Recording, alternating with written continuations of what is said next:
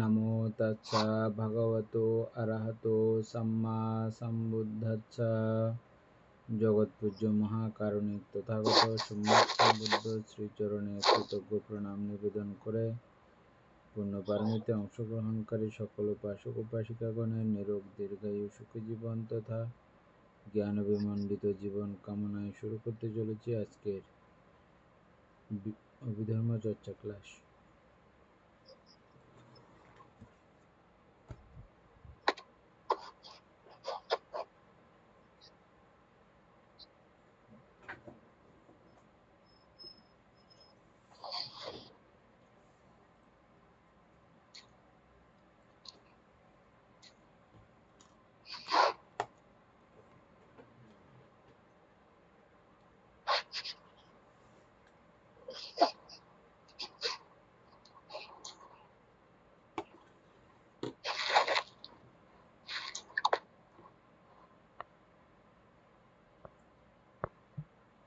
উপাসক দীপেন বাবু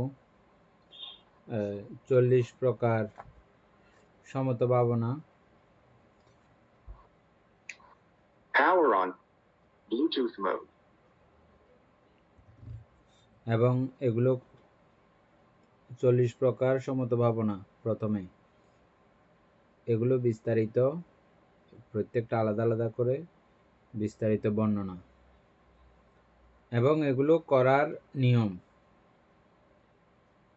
এই 40 প্রকার সমত কর্মস্থান ভাবনা করার নিয়ম। দুইটা প্রশ্ন হয়ে গেল না? তারপরে হচ্ছে যে এই দুইটা লিখলে হবে। 40 প্রকার সমত কর্মস্থান বিস্তারিত বর্ণনা এবং এগুলো করার সঠিক এবং যথাযথ নিয়ম।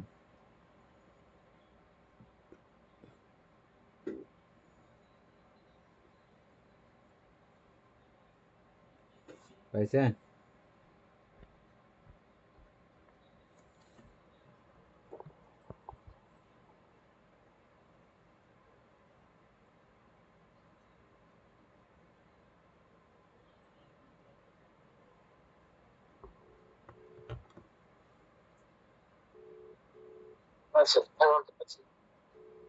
দেন গ্রুপে পাঠাই দেন।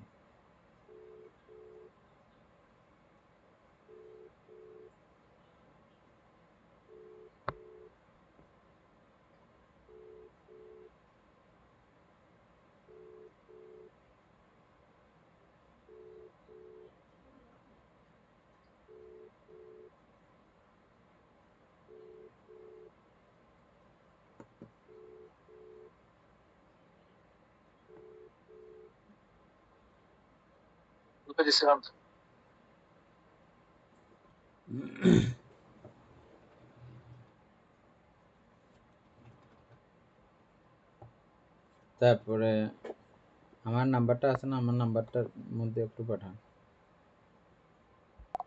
পৃথিবী কঠিন, এটি মাটির চাকরি দেখে পৃথিবী ভাবতে মনস্থির করা। আবু কঠিন, জলকে আলম্বন করে আবু আবু বলা। তেজক কঠিন, আগুন বা শিখাকে আলম্বন করে তেজ তেজ বলা। বাকি এরকম আর কি। এগুলো মানতে এগুলো দিতে মানতে আগে আমি বাইক করছিলাম। ঠিক আছে।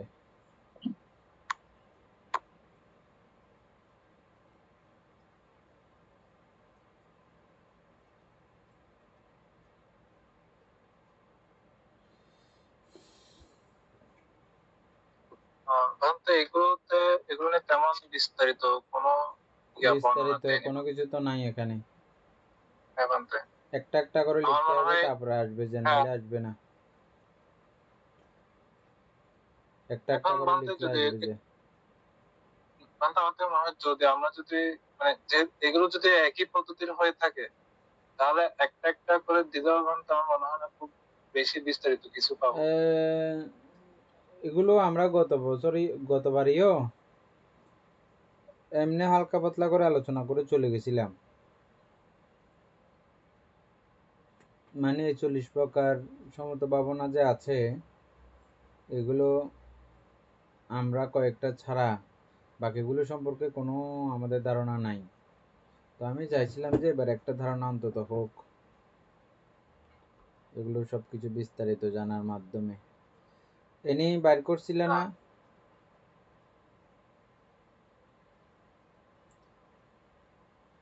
লাভলি বড়ুয়া,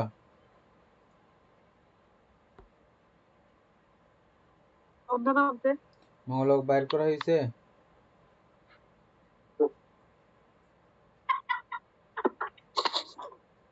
আপনারা না 2-1 মিনিট আগে ক্লাসে ঢোকার কথা ছিল?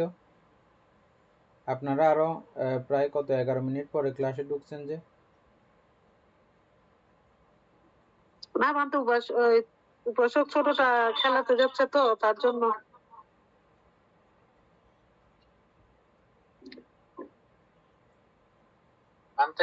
হ্যাঁ, এনের কাছে যেটা আছে এটা বিস্তারিত আছে কিনা দেখো তো, এটা গ্রুপে পাঠাও, নাহলে আমার মোবাইলে পাঠাও।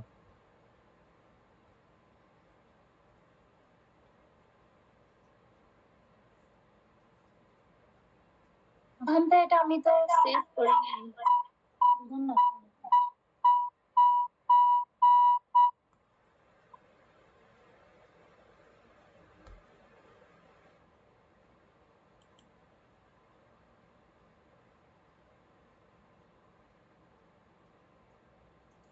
আচ্ছা ঠিক আছে, তাহলে দিবেন বাবু, একটা একটা করে ইয়া করেন। 10 কোশ্চিন প্রথমেই তো আছে, 10 কোশ্চিন না?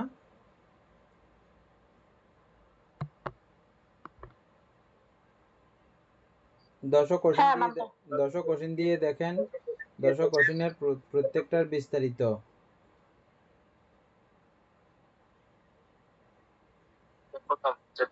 একটা একটা করে করে প্রশ্ন। যা বের করছে সেখান থেকে পড়ে যাবো? আসছে এখন? না, আগেরটাই না, আগেরটা তো নাই তো কিছু, আমি দেখলাম। আচ্ছা, আমি বের করতেছি।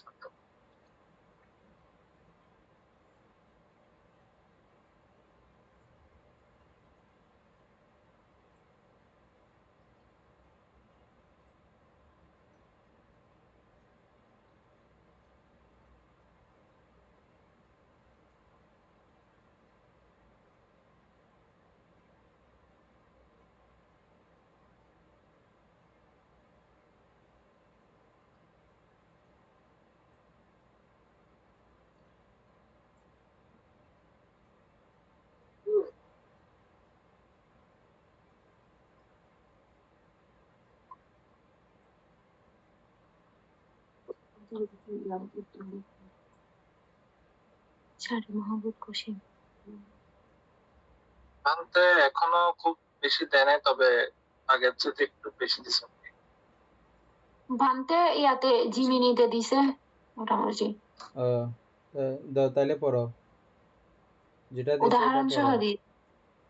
হ্যাঁ, যেটা দিয়েছে সেটা পড়ো।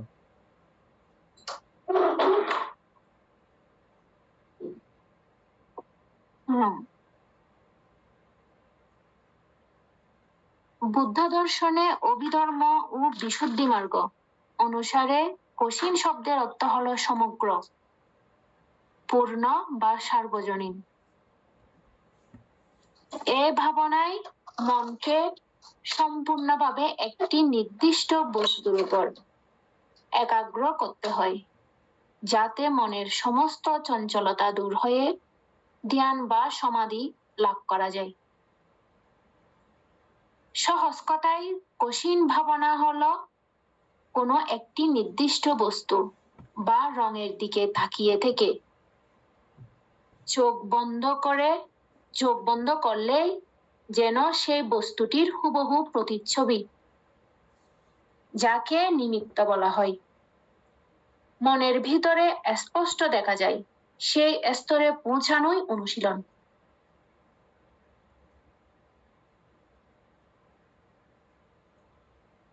দশ প্রকার কোশ্চিন ভাবনাকে প্রধানত 4টি ভাগে ভাগ করা যায়: 4 মহাভূত, 4 বর্ণ, আলোক এবং আকাশ। নিচে উদাহরণ সহ এগুলা বুঝিয়ে দেওয়া হলো।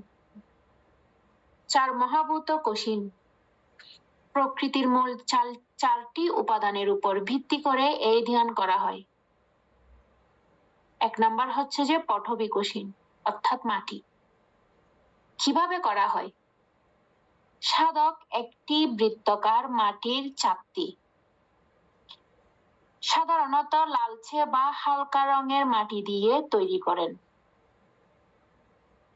এরপর সেটির দিকে তাকিয়ে মনে মনে পৃথিবী পৃথিবী বা মাটি মাটি বা পঠবী পঠবী বলে মনোযোগ ধরে রাখেন। যেমন উদাহরণ, শান্ত হয়ে বসে একটি বৃত্তাকার মাটির পাত্র বা মাটির চত্বরের দিকে তাকিয়ে থাকা, যতক্ষণ না চোখ বন্ধ করলেও সে মাটির বৃত্তটি মনের পর্দায় ভেসে ওঠে। ভান্তে পঠবী কঠিন, এটাও তো ভান্তে ইয়ার মতো পরিকর্ম ভাবনার মতো। পরিকর্ম ভাবনা তো কালকে আমরা কি জানছিলাম? 40 প্রকার ভাবনার মধ্যে পরিকর্ম ধ্যান কাকে বলে? পরিকর্ম ধ্যান হচ্ছে যে এই 40 প্রকারের যে কোনো একটাতে, যেমন এই পঠবীটা, আমি এটা কিভাবে করতে হবে এটা জানা, এবং করার একেবারে প্রথম ধাপ যেভাবে আমি শুরু করব, বসা মাত্র যেটা আমি শুরু করব, এই প্রথম প্রক্রিয়াটা ঠিকঠাক মতো করতে পারা পরিকর্ম ধ্যান। আর এটাকে ওই ধ্যানের হাতে খড়িও বলা হয়। পরিকর্ম হচ্ছে যে হাতে খড়ি। হাতে খড়ি মানে হচ্ছে যে আমরা ওয়া শিক্ষা করা আর কি। ওয়া শিখলে শব্দ গঠন করতে পারা যায়। হ্যাঁ, ওই এটা হচ্ছে হাতে খড়ি, বাল্য শিক্ষা মতো।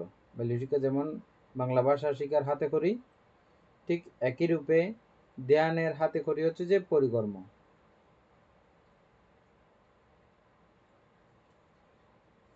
তাহলে মানে প্রথমে দীপেন বাবু বলেন এখন পটবী ভাবনা কিভাবে করতে হয়? শিল্পী বড়ুয়া বলার জন্য প্রস্তুত থাকিয়েন। তারপরে উপাসক পুতুল বাবু বলার জন্য প্রস্তুত থাকবেন। দীপেন বাবু বলেন।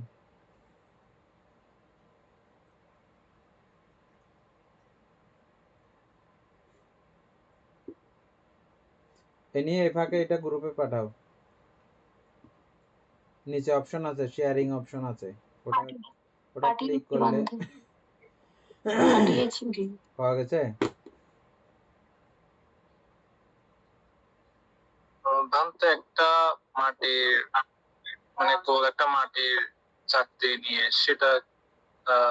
সেটাতে মনোযোগ স্থাপন করে পৃথিবী পৃথিবী বা মাটি মাটি বলে সেখানে মনোযোগ স্থাপন করে প্রথমে ওই পৃথিবী কঠিন ভাবনাটা করতাম।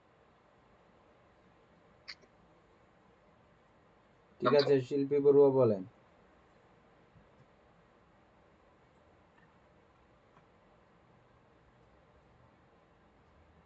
কথা কি আমি বুঝি নাই, প্রথম ভালো করে ঠিকানা বলছে যে এটা ভালো করে আসে নাই কথাটা। তারপরে উপাসক বিধুভূষণ বাবু বলেন। মিউট খুলতে হবে আগে, মিউট করলেন।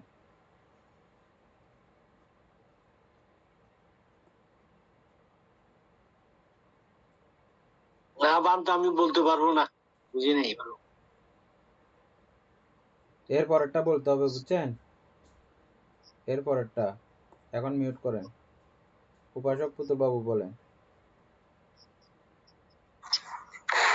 ভারতে ওই কিছু জায়গার মধ্যে নির্দিষ্ট দূরত্বে একটা বৃত্ত আকার করে ওই বৃত্তর মধ্যে যে পরিমাণ দেখা যায় ওই বৃত্তটার মধ্যে সীমিত দৃষ্টিকে রেখে, মানে পটবী পটবী বা মাটি মাটি যেখানে একটা বলে মানে মনটা ওইদিকে বানতে ওই স্থির করা আর কি। প্রথমে দেখে দেখে তারপর চোখ বন্ধ করে মানে ওই মাটি মাটি বলা আর কি বানতে, এরকম আর কি। উপাসিকা অমিতা বড়ুয়া।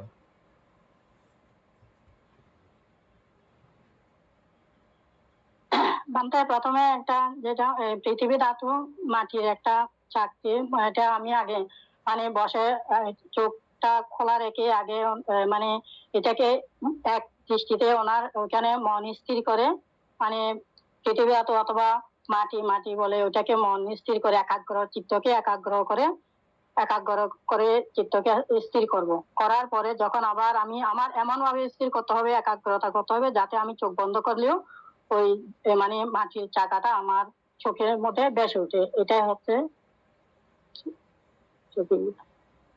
উপাসিকা লাভলি বড়ুয়া।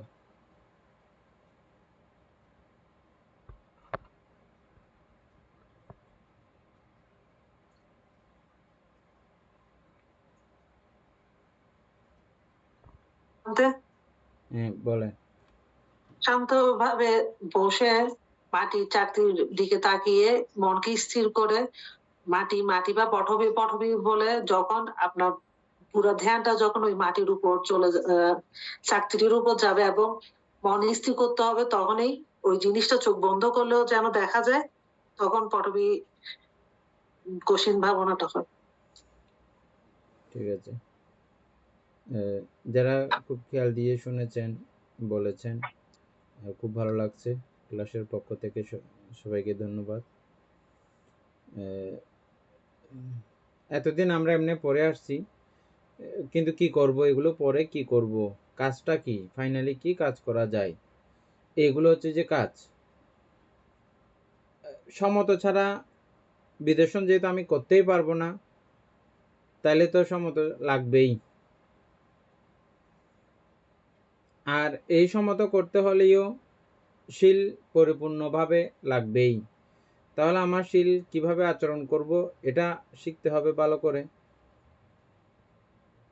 এরপরে সমত করার অবস্থা, চিত্তকে সমত করার অবস্থা, এটা আমাকে ভালো করে শিখতে হবে। তারপরে যখন সমত হয় তখন আমরা বিপাসনা করতে পারবো। এর বাইরে সম্ভব না বিপাসনা করা। সুতরাং বিপাসনা করতে হইলে এগুলো খুব মনোযোগ দিয়ে প্রত্যেকটাই 40 প্রকার এগুলো শিখতে হবে। 40টা সবগুলো শেখার পরে তখন আমার বর্তমান চরিত্রের সঙ্গে যেটা যায় সেগুলো আলাদা করে বাইর করতে হবে। তারপর সেখান থেকে কোনটা আমার সবচেয়ে বেশি ভালো লাগে সেটা পরিকর্মের বেলায় আমি সবটাই নিতে পারবো। আর যখন উপাচার হয় তখন কিছু পরিবর্তন আছে।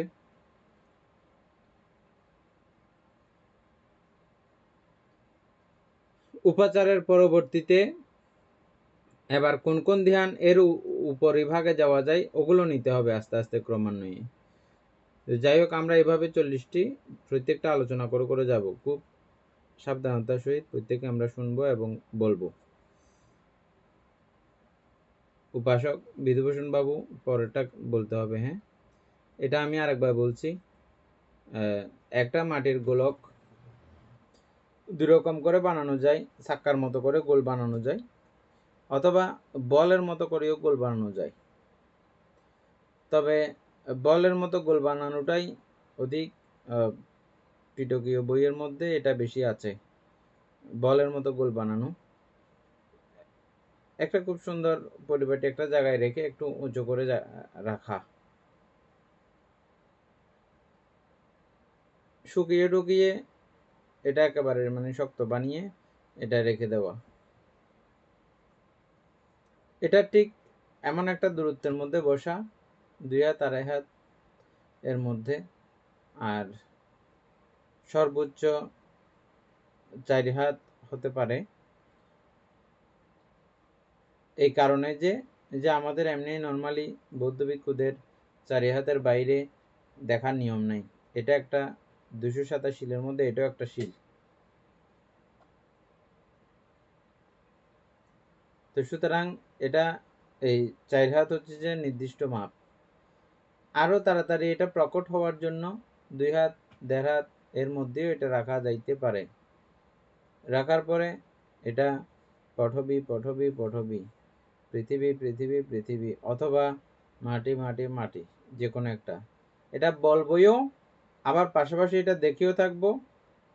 খেয়াল করতে হবে ওই মুহূর্তে আমার মাটি ভাবনা, মাটি চিন্তা ছাড়া, ওই মাটির মধ্যে মন ছাড়া অন্য কোনো জায়গায় মন যেতে পারবে না।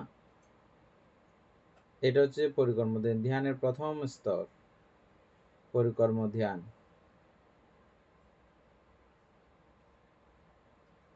এটা অবশ্যই মাটির গোলক বানাইতে হবে এটা করতে হলে।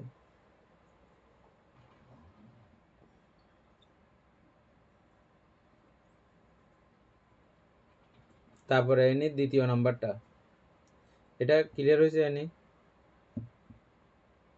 এটা আমরা আগে থেকেও টুকটাক একটু জানতাম।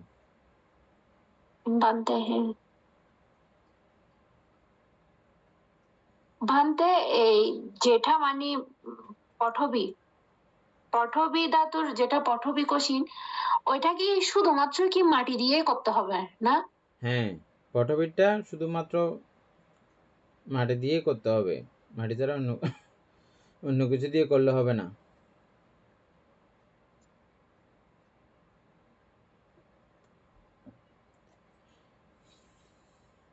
তারপরে হচ্ছে যে আপকশিন, এটা জল। কিভাবে আপকশিন ধ্যান করা হয়? একটি পাত্রে কানায় কানায় পরিষ্কার পানি নিয়ে তার উপরিভাগের দিকে তাকিয়ে ধ্যান করা হয়। মনে মনে বলতে হয় জল জল, অর্থাৎ আপো আপো। উদাহরণ, একটি স্থির ও শান্ত পুকুরের পানির দিকে বা পাত্রে রাখা টলটলে জলের উপরিভাগে দৃষ্টি নিবদ্ধ করে একাগ্রতা আনা, এটা হচ্ছে আপকশিন। উপাসক বিধুভূষণ বাবু বলেন আপকশিন কিভাবে করতে হবে?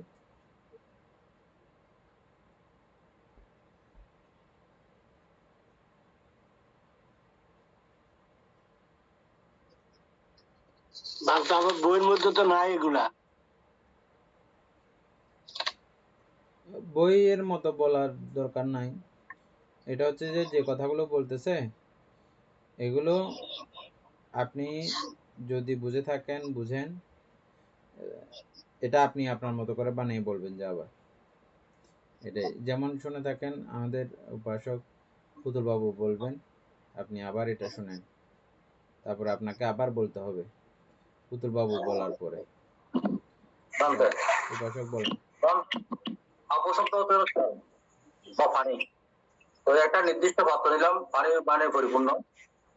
ওইখানে আমরা ওই পাত্র পানি দেখে দেখে পরিভাগে দেখে দেখে মানে জল জল বলতে পারি, আপু আপু বলতে পারি, পানি পানি বলতে পারি। অথবা একটা পুকুর ঘরে বসলাম, পুকুর ঘরে বসে পুকুরের যে জল আছে ওইখানে দৃষ্টি নিক্ষেপ করে নির্দিষ্ট পরিমাণে, তখন সেটা এখানে আমরা বলতে পারি আপু আপু বা জল জল বা পানি পানি, এভাবে বানতে মানে করা হয় আর কি। এ নিয়ে পুকুর পাড়ের কথা কি উল্লেখ আছে?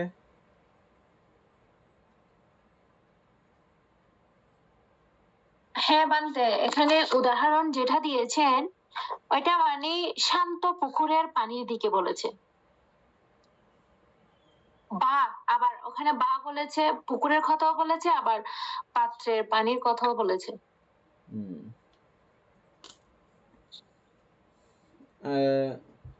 অন্যান্য গ্রন্থের মধ্যে মূলত পুকুরের পানিটা বর্জন করা হয় বিবিধ কারণে। পুকুরের মধ্যে হাঁস থাকে, মাছ থাকে, আরো নানা জিনিসপত্র থাকে, ওগুলোর দিকে নজর যাওয়ার সম্ভাবনা থাকে। সেজন্য স্পেশালি একটা পাত্রের মধ্যে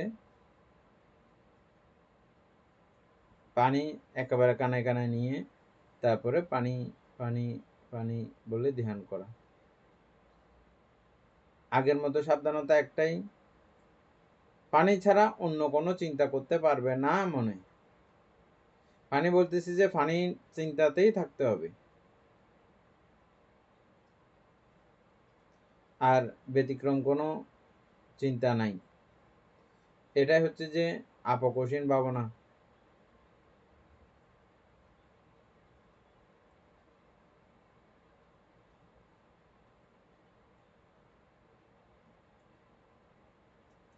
তারপরে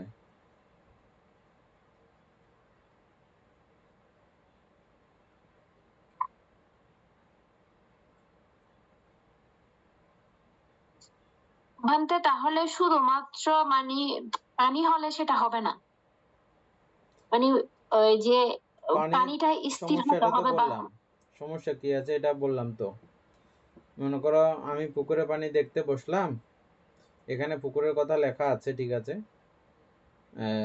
কিন্তু আমরা তো জানি যে পুকুরের মধ্যে এই পাখপাখালি আদি অনেক কিছু থাকে, তখন আমার ওগুলোকে কেন্দ্র করে চিত্ত উৎপন্ন হবে না, চিত্ত বিক্ষিপ্ত হবার ব্যাপার আছে না। সেজন্য আমি আলাদা করে একটা পাত্রের মধ্যে যখন পানি নিব, ওটার ব্যাপারটা সম্পূর্ণ আলাদা হবে।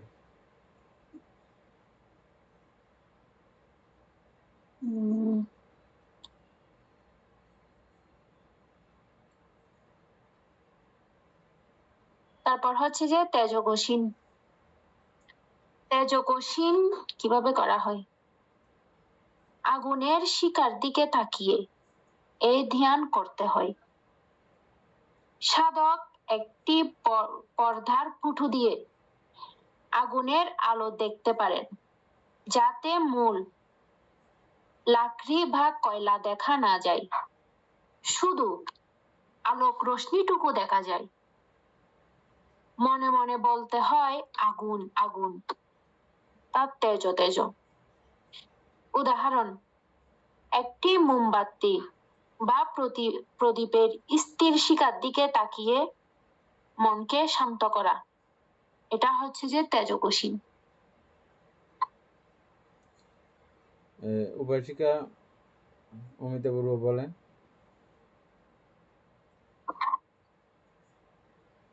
আপনার মোমবাতি দিয়ে বলবো? মোমবাতি দিয়ে বলেন, যে কোনোটা বলতে পারবেন।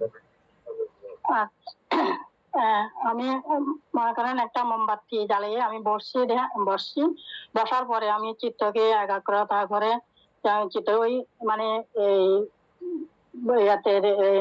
বাতির যে আগুনটা জ্বলতেছে ওইটার উপর আমার দৃষ্টি নিক্ষেপ করে চিত্তকে স্থির করে ওইখানে স্থির করে আমি বলতেছি মানে আগুন আগুন আগুন, এইভাবে করে যখন বলতেছি তখন এটাই হবে, মানে যখন আমার মনটা এখানে স্থির হবে তখন এটাই হবে পরিপূর্ণ। হ্যাঁ, এনেই বলো একবার।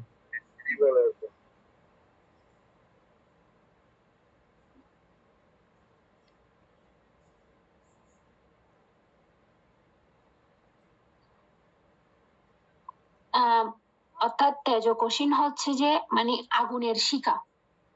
তো আগুনের শিখাটা মানে আমার ওই যে আগুনের শিখাটা এমন ভাবে দেখতে হবে, সেটা যদি আমার সামনে যদি কোনো আগুন থাকে বা সেটা যদি কয়লার মধ্যেও থাকে, তখন সেটা আমাকে এমন ভাবে শুধুমাত্র মানে আগুনের যে রোশনি ওইটার দিকে আমার চিত্তকে একাগ্র করে স্থির করে, এবং একাগ্র চিত্তে শুধুমাত্র আগুন আগুন বা তেজ তেজ বলে ওইটা নিয়ে আমাকে ধ্যান করতে হবে। এটাই হচ্ছে যে তেজকোষীন। তাহলে আমাদের তেজকোষীনও শিখা হলো। তারপরে তেজকোষীনের পরে কি আছে? বায়ু। বায়ুকোষীন। বায়ুকোষীন কিভাবে করা হয়? বাতাস তো চোখে দেখা যায় না, তাই বাতাসের স্পর্শ বা বাতাসের কারণে কোনো বস্তুর নড়াচড়া দেখে এই ধ্যান করতে হয়। মনে মনে বলতে হয় বায়ু বায়ু। যেমন উদাহরণ, গাছের পাতা বাতাসে দুলছে, তা দেখে বা শরীরে এসে লাগা, বাতাসের স্পর্শের অনুভূতিতে মনকে স্থির করা, এটা হচ্ছে বায়ুকোষীন।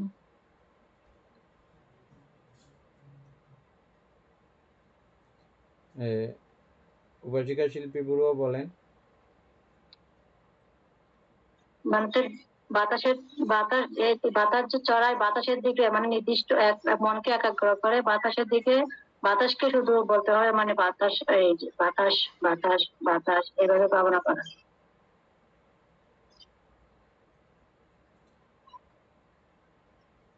তারপরে বার্তা এটা শরীরের অনুভূতি, মানে শরীরের বাতাসটা অনুভূতি, এটাই মানে ইয়ে করতে হবে না নাকি বাতাসটাকে, মানে বাতাসে মানে পাতা একটা উঠছে ওইটা দেখে কি মানে ওইটা ইয়ে করবো, নাকি আমার ওই বাতাসের স্পর্শটা আমার গায়ে লাগছে ওইটাকে ধরে আমি মানে ইয়ে করবো, একাগ্রতা করবো চিত্তকে।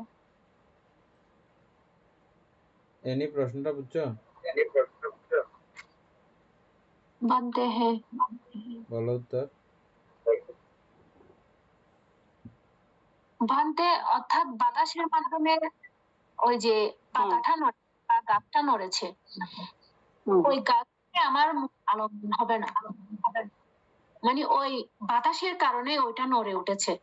ওই যে যেটা একটা এটা ওইটা আমার মনে হচ্ছে যে বাতাসটা হচ্ছে যে সম্পূর্ণ একটা অনুভূতি, যেটা ওটা চোখে দেখা যায় না, সেটা আমার অনুভূতির মাধ্যমে সেটাকে এই ইয়া করতে হবে, চিত্তকে ওই জায়গায় স্থির করতে হবে, অনুভূতিতে মানে চিত্ত স্থাপন করতে হবে।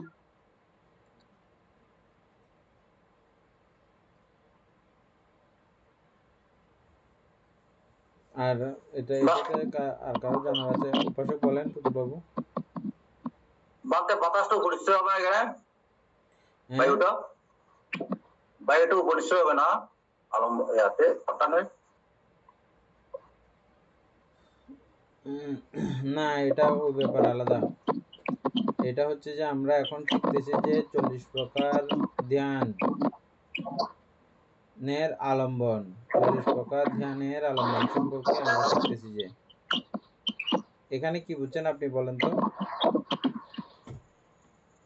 ওই বায়ু কোষের মধ্যে, হ্যাঁ, ও বায়ু কোষের মধ্যে বায়ু তো দেখা যায় না, কিন্তু মানে বানতে অনুভব করা যায়, স্পর্শের মাধ্যমে অনুভব করা যায়, তারপর ওই কিছু নড়াচড়ার মাধ্যমে বানতে উপলব্ধি করা যায়। যখন নড়াচড়া উপলব্ধি হয় তখন মানে আমাদের বায়ু বায়ু বলতে হবে, আবার স্পর্শের মধ্যে যখন বলতে হয় তখন মানে তাও মানে বানতে বায়ু বায়ু বলতে পারি, এরকম না? হ্যাঁ, ঠিক আছে। এরপর একটা, এটা কেউ না বুঝে থাকলে বলেন। এরপর একটা ভান্তে এখানে যেটা বলেছে যে বায়ু, এটা বলেছে যে মানে গাছের যেটা বলেছে মানে যেটা প্রাকৃতিক ভাবে, তো আমরা তো এখন যেটা মানে ফ্যানের বাতাস, তো ওইটাও তো বাতাস, যেটা ফ্যান চলে ওইটা আমাদের গায়ে যেটা অনুভূতি হয়, তো এই জায়গায় কি এটা কি প্রযোজ্য সেটা?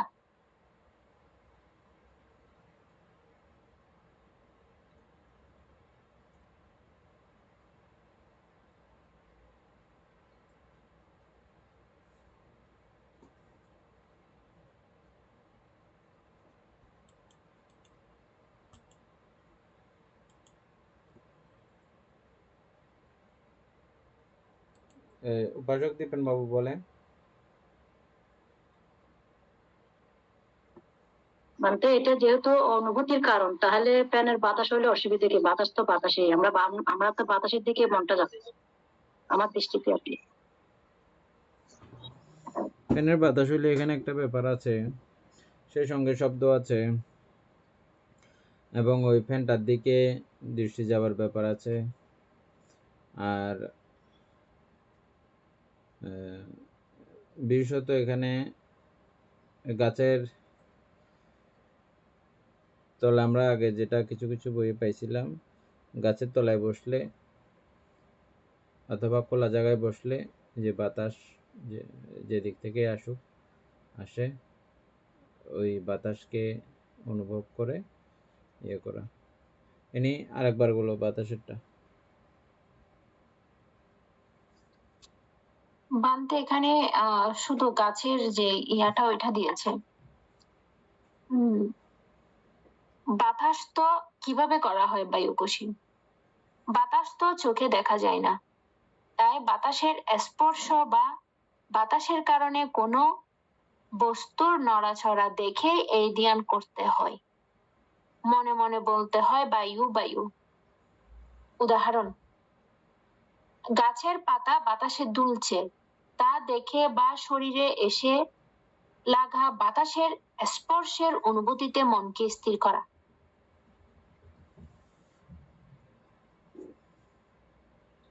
এটা এমনি সহজ আছে। যারা বাতাসের অনুভূতি করতে পারেন, অর্থাৎ সারা শরীরে আমাদের যে যে অঙ্গগুলো খোলা থাকে ওই অঙ্গের মধ্যে একটা বাতাসের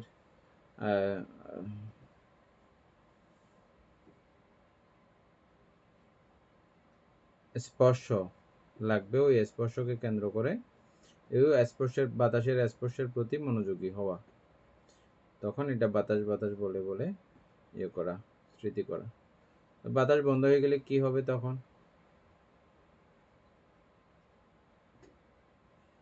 বলেন চিত্ত যদি একাগ্র হয়,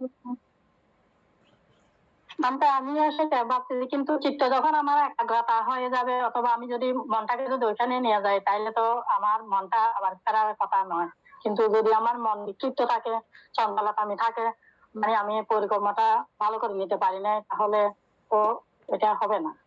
বলো এনে কি বলতে চাইছিলে? কিন্তু ভান্তে, হ্যাঁ এটা বলতে চেয়েছি। ভান্তে, আচ্ছা, এটা তো যেটা একটা আমি মজার ব্যাপার হচ্ছে যে বাতাস নরমালি বন্ধ হয় না। বেশি বাতাসগুলো আমাদের অনুভূতির মধ্যে আসে, আর এরকম ছোটখাটো অল্প স্বল্প বাতাসগুলো আমাদের অনুভূতিতে আসে না। কিন্তু বাতাস আসে যখন আমাদের ইন্দ্রিয় প্রখর হয়ে যাবে, তীক্ষ্ণ ইন্দ্রিয় হয়ে যাবে, তখন আমরা ওই একটু একটু বাতাসগুলোও আমরা অনুভব করতে পারবো। হ্যাঁ, এটা তীক্ষ্ণ হলে। উপাসক পুতুলবাবু বুঝছেন ভালো করে না বিষয়টা? ইন্দ্রিয় যখন তীক্ষ্ণ হয় বুঝে গেছে বলতে। তখন এটা বাতাস কম হইলেও আপনার অনুভূতি হবে। যেমন আমরা শ্বাস প্রশ্বাস ছোট হয় বড় হয়, এই যে ছোট বড় কখন আমরা বুঝতে পারি? যখন আমাদের এটা ওই ইন্দ্রিয় তীক্ষ্ণ হয়, অনুভূতি ক্ষেত্র যখন গভীর হয়, তখন আমরা বুঝতে পারি। তো আমার কি প্রথমে কি অনুভূতি গভীর থাকবে? প্রথমে থাকবে না। প্রথমে ইয়ে করার জন্য প্রথমে আমার একটু স্থূল বাতাস, মোটা বাতাস তখন চাই, তখন প্রয়োজন। হ্যাঁ, তবে কৃত্রিম না হয়ে প্রাকৃতিক হলে ভালো। কৃত্রিম তো আমি বিছান দিয়ে করে করে করতে পারি, তখন আমার আবার হাত লড়তেছে, তাহলে সমস্যা আবার। হ্যাঁ, এটা না করে অর্থাৎ প্রাকৃতিকগুলোকে কেন্দ্র করে প্রাকৃতিক জায়গায় একটু বাতাসের মধ্যে বসে আমাকে এটা করতে হবে। কিন্তু পরবর্তীতে আমি ঘরের মধ্যেও একটা বাতাসের দোলায়মান অবস্থা আমি পাবো পরে।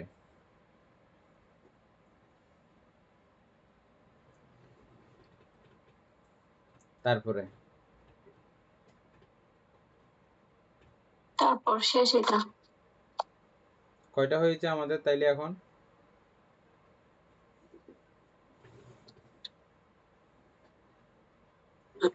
পৃথিবী, আপ, তেজ, বায়ু, 4টা হয়েছে না? ভান্তে, হ্যাঁ। এরপরে হচ্ছে যে 10-এর মধ্যে আরো 6টা আছে। বাতে ওই নীল আছে, ফিট আছে, লোহিত আছে, হঠাৎ এগুলো কি আমার 4 ফিট প্রকার। হঠাৎ কি বানতে? এরপরে 4 প্রকার কালার গুলো আসবে না? হ্যাঁ, চার বর্ণ। হ্যাঁ, প্রথমে থেকে শুরু করো। তারপর হচ্ছে যে নীল। প্রথমে 4 বর্ণ কোশ্চিনের এটা একটা ইয়ে বলেছে। নির্দিষ্ট রঙের উপর মনকে একাগ্র করার অভ্যাস, এতে মনের রাগ বা চঞ্চলতা দ্রুত শান্ত হয়। 5 নাম্বার এটা নীল কোশ্চিন, অর্থাৎ নীল বা কালো। কিভাবে করা হয়? নিখাত নীল রঙের কোন বৃত্তাকার চাকতি বা কাপড়ের দিকে তাকিয়ে এই ধ্যান করা হয়। উদাহরণ, একটি নীল রঙের ফুল, যেমন নীলপদ্ম, অথবা গাঢ় নীল কাপড়ের বৃত্তের উপর দৃষ্টি স্থির রাখা, এটা হচ্ছে যে নীল কোশ্চিন। ঠিক আছে, আমরা আগে পটবির মধ্যে দেখছিলাম যে পটবির গোল্লাটা, ওই গোল্লাটাতে নীল কালার দিয়েও করা যাবে, তখন এটা কালারের উপরে মনোযোগ স্থাপন করা, এটা কালারের উপরে।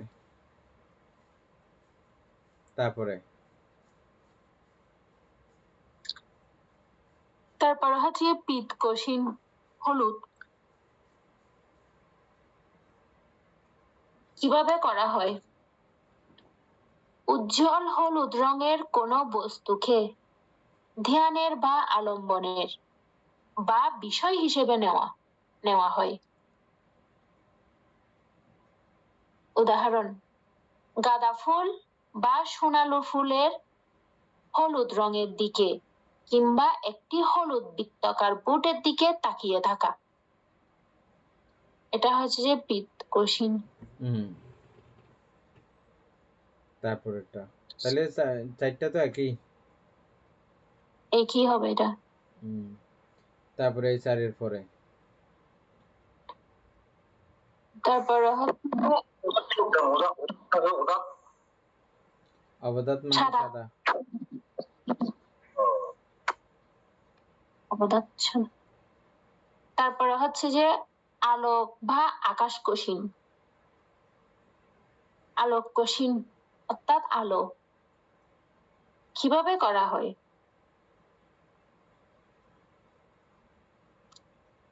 কোন স্থান থেকে আসা শুদ্ধ আলোর উপর মনকে স্থির করা।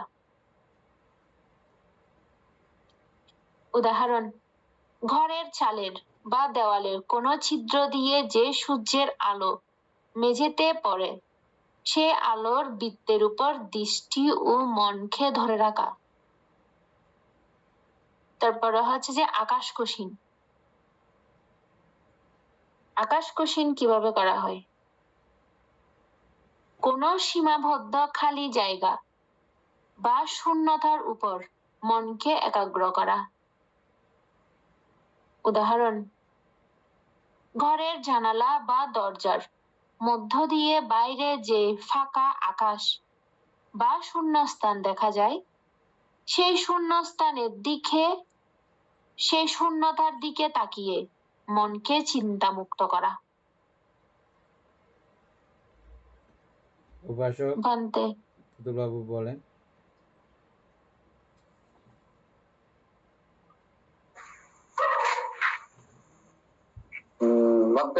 আকাশ কোষীন মানে অর্থাৎ আমি এখানে বসলাম, জানলা দিয়ে বলতে বাইরের ওই যে শূন্য আকাশ, নীল আকাশ দেখা যায়, ওইটার প্রতি বলতে ওই মনকে স্থির করা আর কি বলতে আলম্বন করতে মানে মনকে স্থির করে আকাশ কোষীন করার বলতে আর কি। ঠিক আছে, এটা যে কোনো একটা খালি গাছের তলায় বসিও ওই আকাশকে লক্ষ্য করে আকাশ আকাশ বলে ধ্যান করা এবং ওই আকাশের মধ্যে মন স্থির করা, ওই শূন্য জায়গাতে মন স্থির করা।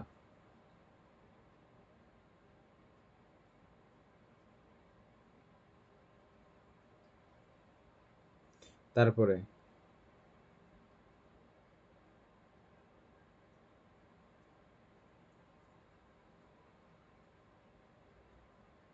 এরপর একটা মূল রহস্য দিয়ে একটা দিয়েছেন লাস্টে।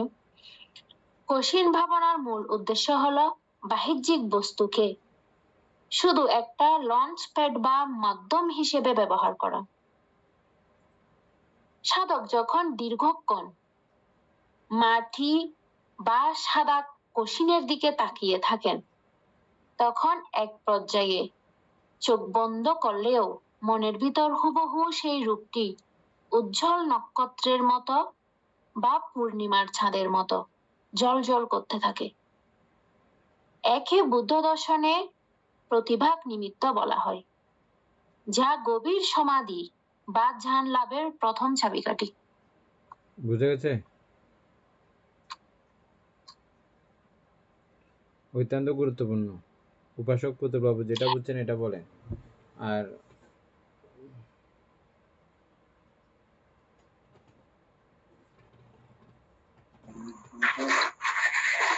এটা মানে ওই আলম্বনকে স্থির ভাবে ধরে রাখতে পারলে বানতে একটা মানে অনুভূতি সৃষ্টি হয় আর কি বানতে।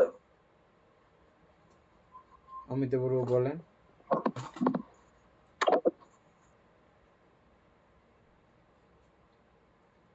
মানে এটা বলতেছি যে মানে যেকোনো একটা নিয়ে অথবা পৃথিবী ধাতু যে কোনো কিছু একটা নিয়ে প্রথমে চিত্তকে মানে ওখানে একাগ্রতা করে চিত্তকে প্রথমে খোলা অবস্থায় মানে চিত্তকে একাগ্রতা করতে করতে করতে করতে মানে খুব দৃঢ়ভাবে যখন একাগ্রতার চঞ্চলতা আমি যখন কেটে গিয়ে যখন একাগ্র হবে তখন এটা এমন ভাবে হবে তখন চোখ বন্ধ করলেও যেন মনে হবে ওই প্রতিছবিটা ওই যে মানে মাটির প্রতিছবিটা ওখানে মানে আমার মনের মধ্যে স্পষ্ট ভাবে ধরা পড়তেছে। হ্যাঁ, নিয়ে বিস্তারিত একটু করে বুঝে আবার বলো তো। বই দেখে না, এমনি যেটা বুঝছো এটা বলো। অর্থাৎ আমরা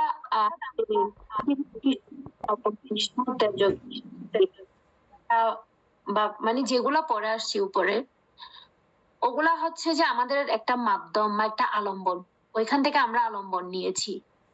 আমরা মাটি দেখতে দেখতে যখন আমরা মাটি নিয়ে যখন ধ্যানটা করি তখন ধ্যান করতে করতে আমরা চিত্তকে একাগ্র করার পরে এরপরে চোখ বন্ধ অবস্থায় যখন আমরা ওই ধ্যানটা করি, ধ্যানটা কিন্তু তখন কিন্তু আমি ওই মাটিকে চোখে দেখতেছি না, কিন্তু ওইটা আমার মন এমন ভাবে ধারণ করে নিয়েছেন যে আমি মনের ভিতর তখন ওই স্বচ্ছ যেরকম একদম চোখে স্পষ্ট সুস্পষ্ট ভাবে যখন দেখেছি পরিষ্কার ভাবে, ঠিক আমি চোখ বন্ধ অবস্থায়ও ওই আলম্বনটা দেখতে পাচ্ছি এবং ওইটা নিয়েই আমার মানে ধ্যানটা শুরু বা ভাবনাটা করা হয়। এটা হচ্ছে যে মানে মূল কথা। আশা করি সবাই বুঝছেন। এরপরেরটা দশ অশুভ। তাহলে এখানে 10 কোশ্চিন শেষ হলো। উপাসক দীপেন বাবু 10 কোশ্চিনের মধ্যে আর কোনো আলোচনা করবেন বলে মনে হচ্ছে?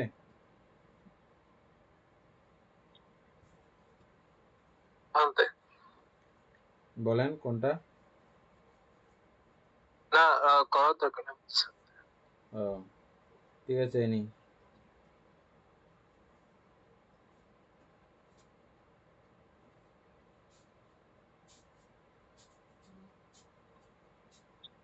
বান্তে এই সমত ভাবনা হচ্ছে যে শুধু এই অপর্ণা পর্যন্ত না? না, আচ্ছা এগুলো পরে আছে, আমরা বইয়ের মধ্যে পড়বো সব। সমত ভাবনা অপর্ণা পর্যন্ত না, এখানে কিছু কিছু ভাবনা পরিকর্ম ভাবনা সবগুলোতেই আছে। উপাচার ভাবনা কিন্তু নির্দিষ্ট বিষয় চলে আসছে। উপাচার ভাবনা এই পর্যন্ত যাওয়া যায়, এই ধ্যান দিয়ে উপচার যাওয়া যায়। এই উপচারের পরে কিন্তু আবার আরো ব্যাপার আছে সেখানে। এটা আমরা ক্রমান্বয়ে বই পড়তে পড়তে জানবো, বইয়ের মধ্যে আছে। তারপরে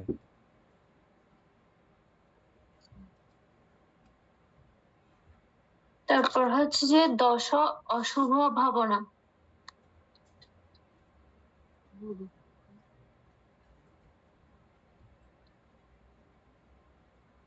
প্রথমে হচ্ছে যে ঊর্ধ্ব স্ফীত, অর্থাৎ এটার অর্থ হচ্ছে যে মৃত্যুর পর আমাদের শরীর মানে বাতাসে জমে ফুলে যাওয়া যে মৃতদেহ, মৃত্যুর পর বাতাসে জমে ফুলে যাওয়া মৃতদেহ।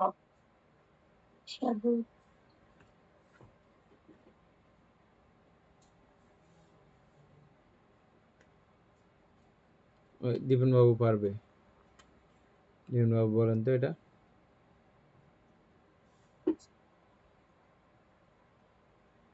উদাহরণও বলিবেন তো একেবারে।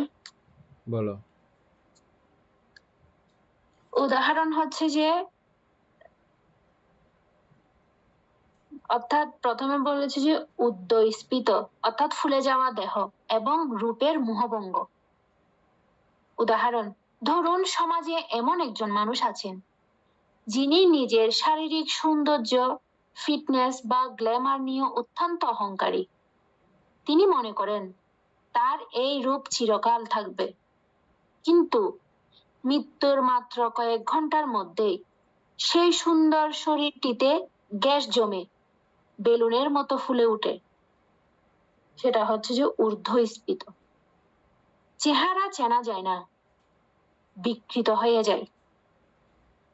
আর এটা ভাবনার উদ্দেশ্য হচ্ছে একজন সাধক যখন এই ফুলে যাওয়া দেহের কথা বা ছবি মনে মনে ভাবনা করেন, তখন তিনি বুঝতে পারেন যে বাহ্যিক যে রূপের পিছনে মানুষ এত সময় ও অর্থ ব্যয় করে তা আসলে কতখানি ক্ষণস্থায়ী। এর ফলে শরীরের প্রতি অন্ধ মোহ বা আসক্তি, কামাসক্তি দূর হয়। সবিস্তারে বোঝা গেছে না? দীপেন বাবু যেটা বুঝছেন এটা শর্টকাটে বলেন তো।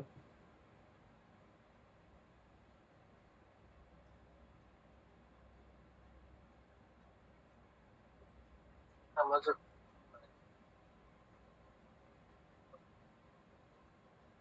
বলেন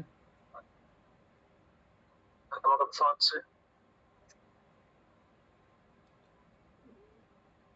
বলেন, শোনা আমার যাচ্ছে কথা এখন।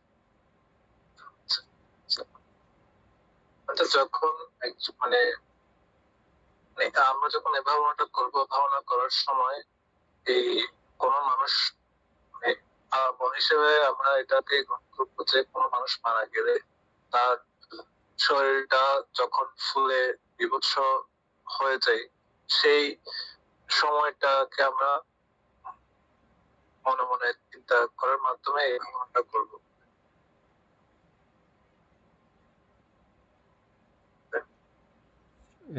এনে হয়েছে ঠিকঠাক মতো?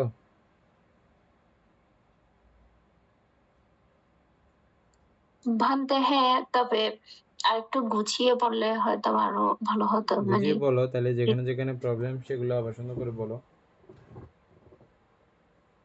অর্থাৎ এটা মূলত এই ভাবনাটা করে যে মানে আমরা যে আমাদের সবসময় মোহ বা আসক্তি নিয়ে থাকি আমাদের শরীরের প্রতি বা আমাদের মানে শরীর বা রূপের সৌন্দর্যের প্রতি যে আমরা আসক্তি থাকে ওইটা। তো সেটা মানুষের উদাহরণ দিয়ে বলেছেন যে মানে সৌন্দর্যটা হচ্ছে যে মানে কতটা ক্ষণস্থায়ী, এটা কতটা যে নিত্য, সেটা যখন মৃত্যু হয়ে যায়, মৃত্যুর আগে পর্যন্ত ওর কত সুন্দর একটা শরীর ছিল, দেহ ছিল, যে মৃত্যু হয়েছে হওয়ার কিছুক্ষণের মধ্যে শরীরের যে বাতাসের মাধ্যমে শরীরটা ফুলে যায়, ফুলে যে একটা বিকৃত হয়ে যায় হওয়ার মানে ওইটা নিয়ে আমরা যখন চিন্তা করবো যে আমাদের জীবনটা আসলে কতটা ক্ষণস্থায়ী, আসলে রূপ বলতে কোনো কিছুই নেই, তো এইটা নিয়ে যখন ধ্যান করে তখন ওই রূপের প্রতি বা ওইটার প্রতি আসক্তিটা মানে আর আসক্তি থাকে না, মোহটা কেটে যায়। এই কারণে এই ধ্যানটা করতে বলেছে। উপাসক দীপেন বাবু এখন ক্লিয়ার হয়ে গেছে না?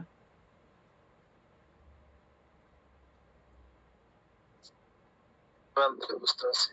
তখন এই ভাবনাতে এরকম হতে পারে যে এইরকম মানে অশুভ ভাবনা করতে করতে বিরক্তিভাব আসতে পারে, তখন কি ধ্যানটা কি হবে? এটাই বিরক্তি ভাব আসে বলেই উপচারের উপরে আর করা যায় না। এগুলো আমরা পড়বো বইয়ের মধ্যে। হ্যাঁ, উপচারের উপরে আর ওঠা যায় না। প্রথমে পরিকর্ম ধ্যান, তা উপচার ধ্যান, এগুলোর আলোচনাগুলো আছে আমরা পরে। আগে প্রথমে আমরা 40টা পুরো একটু আমরা শিখে ফেলবো ভালো করে, 3-4 দিন 5 দিন লাগুক। আগে এটা আমরা করেছি, সেজন্য আমাদের অনেক ক্ষতি হয়েছে আগের ব্যাপারে। হ্যাঁ, ওটা এরকম এরকম এরকম এরকম করে করে আমরা চলে গেছিলাম, কিন্তু এখন আমরা এই প্রত্যেকটা অংশকে খুব ভালো করে চিনব। আজকের মতো এখানে থাক।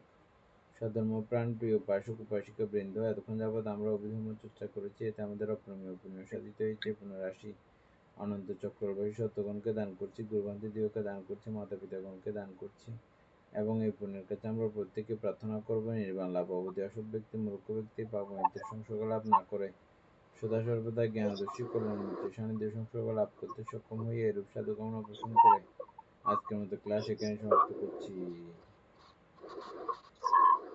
সাধু সাধু সাধু।